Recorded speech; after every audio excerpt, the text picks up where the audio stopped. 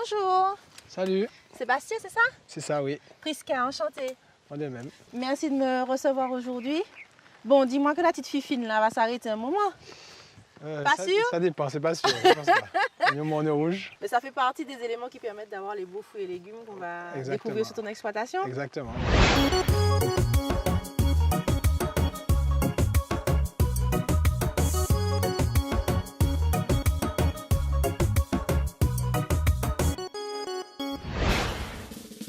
Aujourd'hui, je fais escale au Morne Rouge, à la rencontre de Sébastien Cadas, agriculteur, membre d'une coopérative qui propose aux consommateurs des paniers de fruits et légumes constitués en fonction des récoltes et de la saison. La commune du Nord, nichée entre la montagne Pelée au nord, les Pitons du Carbet au sud et le Morne Jacob à l'est, est le poumon vert de la Martinique. La commune culmine à 450 mètres d'altitude et bénéficie d'un climat frais et d'une terre fertile, un équilibre idéal pour la culture de nos fleurs, fruits et légumes locaux. Donc là, on est où là? Je reconnais 2-3 petits navets, c'est ça? C'est des navets, Les fleurs sont oui. jolies. C'est du 100% naturel. Limite, je peux les manger comme ça. À la limite, tu peux les manger crus, ouais. Ça pique un tout petit peu, mais pas comme du radis. C'est super bon. Ah ouais, J'ai jamais bon. mangé un navet cru comme ça. Ah ben voilà. Sébastien représente une coopérative de petits producteurs engagés dans une démarche d'agriculture saine et raisonnée. La coopérative rassemble essentiellement des femmes. C'est vrai que la volonté de tous mes collègues, c'est de se diriger dès leur installation vers cette forme d'agriculture-là. Du coup, alors ce serait faux de dire que sans intrants chimiques, on ne peut pas cultiver en Martinique.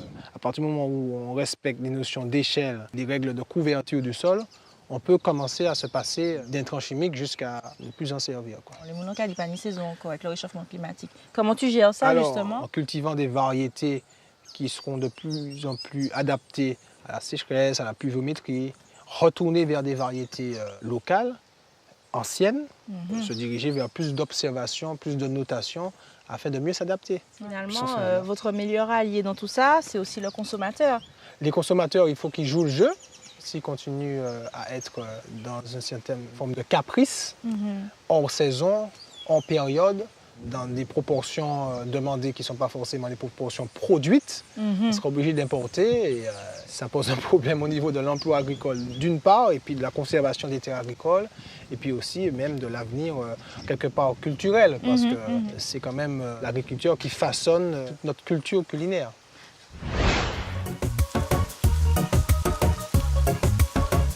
Ok, petit arrêt sur image. On est un peu obligé d'arrêter le tournage parce que la pluie qui fifinait s'est transformée en véritable averse. C'est pas grave, on reviendra.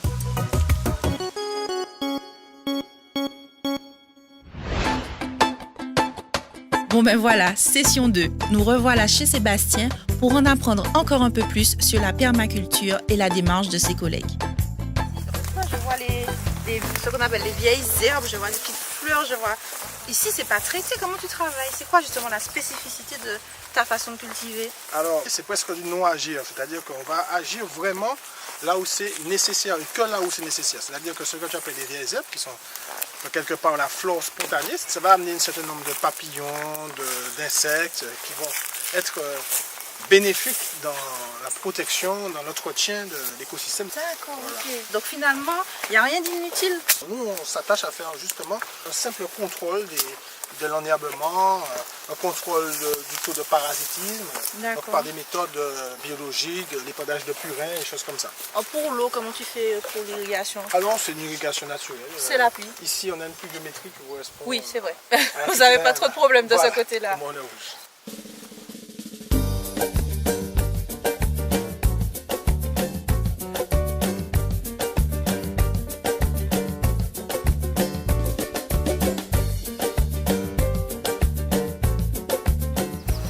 On va récolter la betterave. C'est les feuilles violettes qui sont là? Voilà, ça pousse aussi en Martinique. Eh bien, C'est très surpris. ah ben, tu vois, tu m'apprends quelque chose. Voilà, alors Ça c'est fait longtemps que tu en fais? Ça fait 1 an, on va dire. Et ça pousse en 2 mois et demi, 3 mois. Mon panier est bien garni et tous ces produits extra frais m'inspirent une petite recette chic et originale. Je pense que je vais choisir mon poulet boucané local, version bruschetta pourquoi pas. Allez, session apéro, on se retrouve pour la recette. J'espère que cette petite balade au Morne Rouge vous a plu et on en a appris des choses avec Sébastien, n'est-ce pas? Avec tous les produits que j'ai pu récupérer chez lui, je vais vous proposer une recette inédite, une bruschetta créole. Un bruschetta créole, qu'est-ce que c'est? Une délicieuse tartine réalisée avec toutes les crudités qu'on a pu récolter chez Sébastien, une base de Zacharie et puis du poulet. Quelques lamelles de betterave. Attention, ça tâche. C'est vraiment bon. Et je continue avec le navet bien frais. Et on va faire la même chose avec la courgette, en conservant la peau bien sûr, riche en vitamines. Le trio de légumes qui va garnir ma tartine est prêt. On va juste l'assaisonner avec du sel, du poivre, un filet d'huile d'olive et un bon jus de citron. Et on réserve. Alors pour garnir ma bruschetta, en plus des délicieux légumes riches en vitamines, j'ai choisi ce délicieux poulet. Là, c'est notre fameux poulet boucanier national, réalisé par Comia. Donc vous le trouvez toute l'année, partout en grande surface, où que vous soyez. Et là, il suffit de découper de belles tranches. Il est délicieusement parfumé, excellent pour un sandwich gourmand. Toute l'originalité de cette recette réside dans mon Zacharie. Ce fameux carré, ce pain original très spécial qu'on adore ici en Martinique. Alors pour la petite histoire, d'après mon boulanger, c'est un héritage direct des esclaves qui préparaient ce pain à base de pâte durcie et qui permettait de conserver le pain très longtemps, de le transporter également facilement avec soi.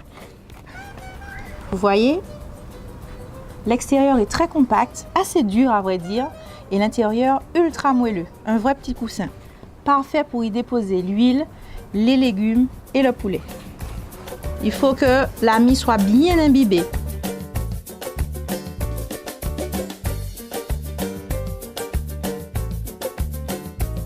J'ajoute un peu de jus de marinade, de légumes. Pour finir, les piments végétariens du jardin de Sébastien. Il n'y a pas plus frais. Et voilà, il n'y a plus qu'à déguster en compagnie de ceux que vous aimez. Allez, j'espère que cette expérience vous a plu. Encore une belle découverte de la Martinique. On se retrouve très très vite pour un prochain rendez-vous avec de nouvelles découvertes, de belles rencontres, de bons petits plats. Ne manquez pas ça avec ma cuisine créole.